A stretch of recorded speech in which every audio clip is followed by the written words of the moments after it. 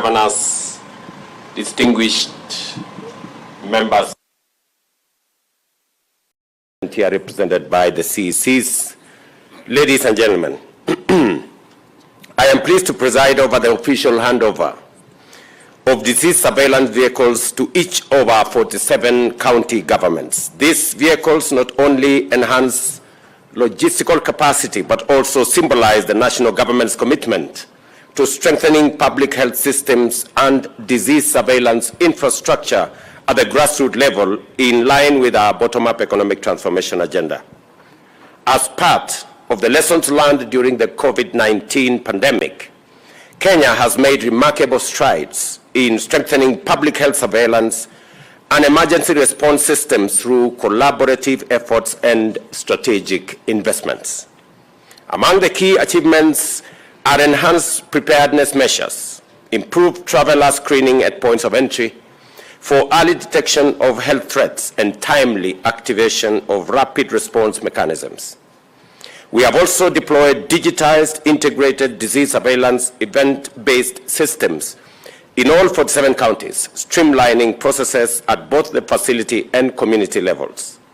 Additionally, surveillance officers and frontline responders have been trained and deployed across the country.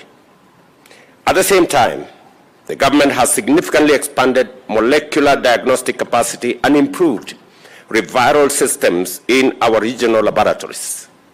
These efforts have reduced turnaround time for case confirmation during outbreaks and enhanced our ability to respond swiftly to emerging health threats. Ladies and gentlemen, as we continue to confront both ongoing and emerging health challenges, we must remain unwavering in our resolve to protect the health and well-being of everyone within our borders. Counties are the first line of defense in our health emergency preparedness and response efforts. It is through strong collaboration between the two levels of government that we succeed in building a resilient, responsive, and accountable health system, one that not only responds to crises but also is capable of preventing them. The progress we have made in disease surveillance, emergency response, and diagnostic capacity has formed a strong foundation for successful rollout of our universal health coverage plan and reinforces our commitment to long-term health systems resilience. Since we launched Taifa Care in October 2024, over 22 million Kenyans have enrolled with Social Health Authority with an average of 45,000 new registrations daily, a clear indication that Kenyans are embracing our universal health delivery model. Last evening, Duale, I think 49,000, yesterday alone, 49,000 Kenyans registered, and about 22,000 actually went the next step to go through a means testing and paid.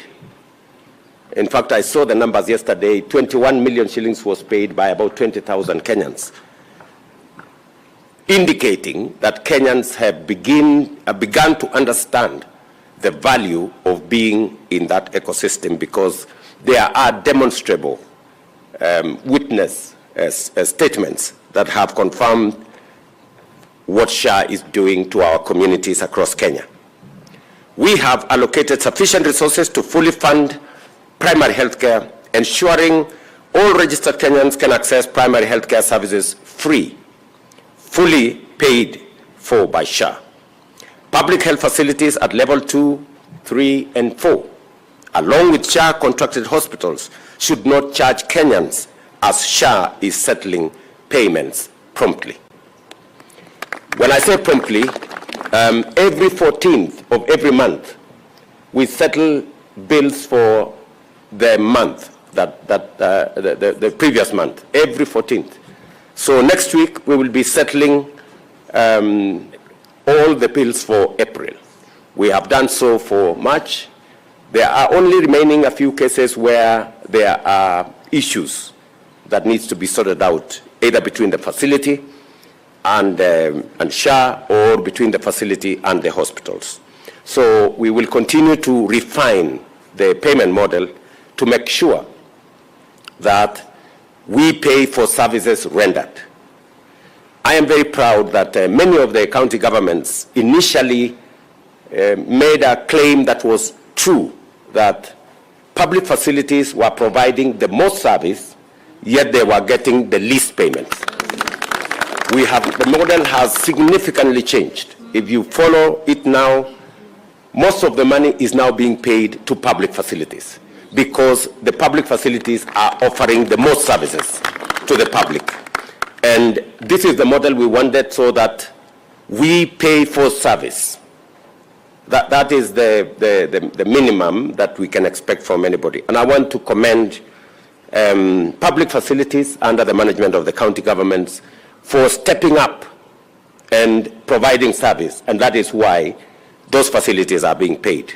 I want to encourage county governments to ensure that the facilities begin to have management units under the FIF arrangement, so that these facilities, with now resources available, they can be able to provide more service. And they need a bit of supervision so that the money that is transferred to the facilities is not used for cabro and other things, is used to buy medicine and to provide service. And I expect that our colleagues, the governors, will step up so that we can work together towards making it much more efficient for Kenyans to have medical care. Recognizing the need for skilled personnel to manage health insurance effectively, I'm informed that the recruitment process within SHA is nearly complete, with a strong focus on securing qualified professionals. As promised, staff from the defunct National Hospital Insurance Fund have been given priority in the process. Those not selected for positions within SHA will be reassigned to other roles within the public service. My assurance is that all Kenyans is that no one will lose their job. We also have embarked on a nationwide initiative to improve the availability of essential medicines in our health facilities, ensuring that Kenyans can access the medication they need at health facilities nearest to them. To support this effort, KEMSA is being repositioned to play a central role in strengthening the medical supply chain. This is part of our broader commitment to lowering healthcare costs and enhancing access to quality care. Again, this is a point where I want to request my colleagues here that we have agreed that the refill rate of 40, less than 50% is not correct. We want to move the refill rate to 100%, and it is possible. So we have provided a facility of 10 billion shillings to KEMSA. And the CEO of KEMSA is here. I want him to confirm. We have provided a facility of 10 billion shillings to KEMSA, and they have absolutely no reason today why they cannot supply every commodity that is required by counties. My request to the county governments is we also need to make sure that as KEMSA provides commodities, they are paid. Yes. It is the only way, you know. I mean, it's just what it is. You scratch my back, I scratch yours. The lawyers say quid pro quo or something. So we just have to agree that counties have to sign that as we pay their SHA claims, we will make sure that we pay for the medicines that are being supplied by SHA, by KEMSA. I think that is the agreement that we have. And good people, we all agree that the biggest quarrel from the public in public health facilities is the Hakuna Dawa thing. Yes. So we must deal with this Hakuna Dawa. And that is the only thing that is still holding us back. Yes. So this Hakuna Dawa thing, we must deal with it. And we now have a framework where citizens can go to our health facilities run by the public sector and find the medicine that they need to be able to take care of their health. So let us work together. I think there are framework agreements that have been proposed between SHA, KEMSA, and the county governments. Let us just find it in that framework so that we can facilitate the availability of drugs and commodities and medicines in our public facilities. Now that we are paying from SHA direct to the facilities, there is every reason why we should make sure that the medicines are available in our facilities. Additionally, the government is leveraging digital technologies to make healthcare delivery paperless and more efficient within the next 6 months. A transformation already underway in 6 counties. We just want to make sure that fraud and treating non-existent people and supplying medicines to non-existent people stops. And technology, good people, is going to help us. So, and the rollout is going on. We are going to work with you. We are already working with 6 counties. We will roll it out. Aden Duale and his team at the ministry will be working with you so that we can make sure that we control that space and make sure that there are no ghost people taking medicine and stealing from us. Let me also say one more thing to congratulate all the counties. We now have a list of all the facilities you want equipment to be supplied. I want to ask the ministry to now focus on making sure that we work with the county governments on the facilities they have recommended so that we can make sure that all the requested equipment are available in the facilities. And then we can move to the next level for the facilities that cannot be placed under the fee-for-first service arrangement. I already made the commitment that we are going to pay 30% for the ones you want to purchase outright, and the counties will pay the balance over a period of time. So again, I want that process to come into force so that we can roll out the full scale of our health facility development. Let me say this. We needed to sort out payment. We needed to sort out commodities, and we needed to sort out equipment. Those are the 3 things that we need to sort out, and we are going to do it collaboratively. As I conclude, let me also say one more thing. I am very happy that now I did instruct the Ministry of Education to work on a framework that will facilitate counties to continue giving bursaries to our students.